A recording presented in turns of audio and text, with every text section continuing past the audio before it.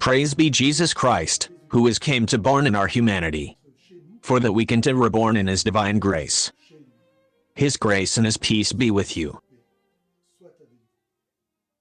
A few days ago, I found in my mailbox, like all the inhabitants of this district of Brussels, these two books of Muslim propaganda of a named HARUN YAHYA. They are of a very nice bill, very well illustrated, at your affable tone, not at all aggressive, really suited for a public that no longer have the faith, but that is still marked by the Christianity.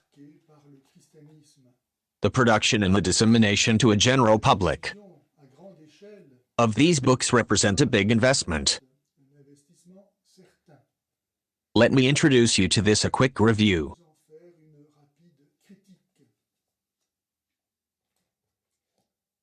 The book, The Divine Design and the Nature, aims to prove the existence of the Creator from the perfect and the existence of the world.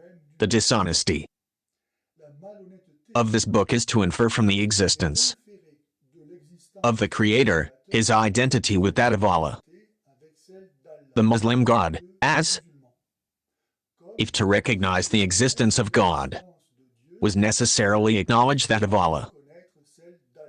However, not only we do not have expected the Islam to understand that God exists, but the Christians, among others, while acknowledging that God exists, don't believe so as that Allah is God. As it is true that to know that God exists is one thing, and that to know who he is another. So it's not enough to believe that God exists. To be Muslim, unlike to it that this book would that we believe. This technique of the amalgam is always used in the Quran that says by example that Allah is powerful or that he knows better, to suggest that since this is true, so what he says otherwise is true too.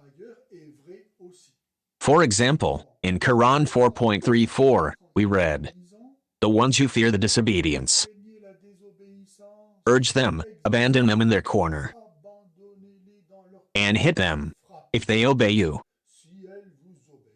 No more quarrel. Allah is very high and great."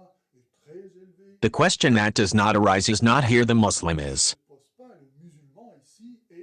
what is the relationship between the fact that God be great and a legitimacy of the jealousy and of the violence?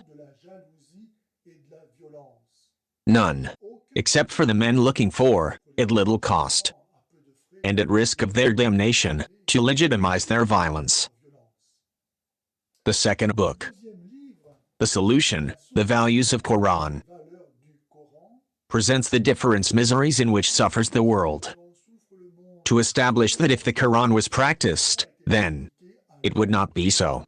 Now, not only of other sects, such as Jehovah's Witnesses, have the same speech, so that this is nothing to specifically Muslim. But still, since 14 centuries, despite that the Muslims striving to follow the Quran, they never succeeded to extirpate the misery. Not even in Saudi Arabia.